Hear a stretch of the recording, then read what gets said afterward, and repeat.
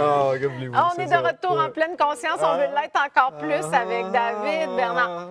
Non, justement. Mais je suis contente que tu fasses ça parce que des fois, ces sujets-là, tu sais, on est porté à juger ou à dire ah non, là, c'est une affaire qu'il faut que je m'allume de l'encens puis j'aille tu sais, faire telle affaire.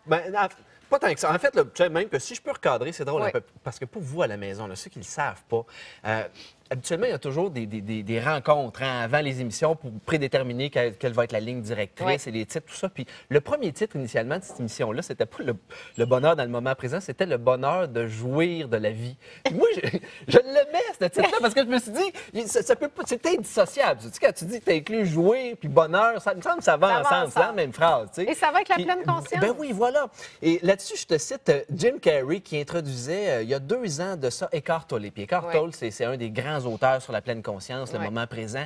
Et Jim Carrey l'introduit puis il dit, vous savez, moi, les amis, pendant des années, j'ai cherché le moment présent. J'ai essayé de le trouver. Et un jour, ça m'est arrivé. Et j'étais dans un état de centration, de béatitude, de quiétude, d'euphorie. Tout ça simultanément. C'était extraordinaire jusqu'à temps que je le perde.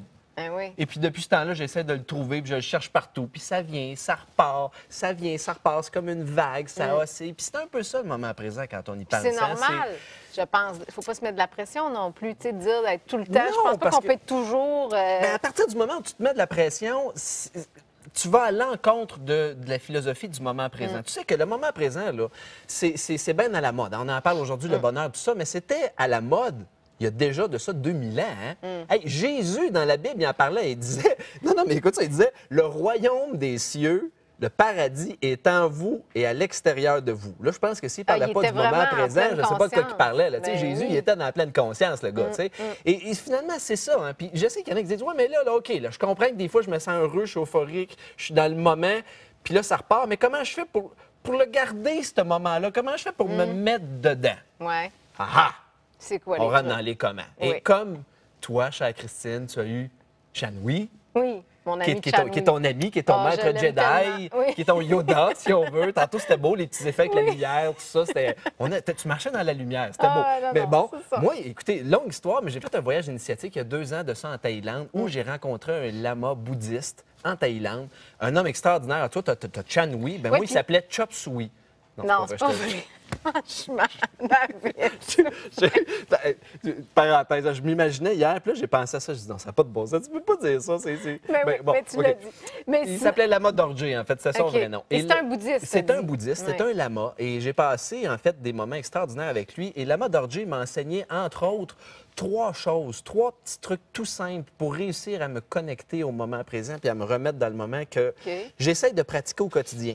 J'ouvre une petite parenthèse tout de suite. Je pense que Chanoui, ce qu'il a dit juste en partant, de se réveiller en souriant, C'est déjà énorme. hey, c'est gigantesque. Là. Ça fait vraiment un gros travail. Mais Ouais. plus que ça. Tu veux Tes t'en apprendre un 3 petit peu plus? trucs, OK. oui. Premier truc.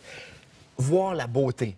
À partir du moment où est-ce que tu te sens pas trop centré, essaye de fixer, trouve un point, trouve quelque chose que tu trouves beau dans ton environnement, puis porte toute ton attention dessus.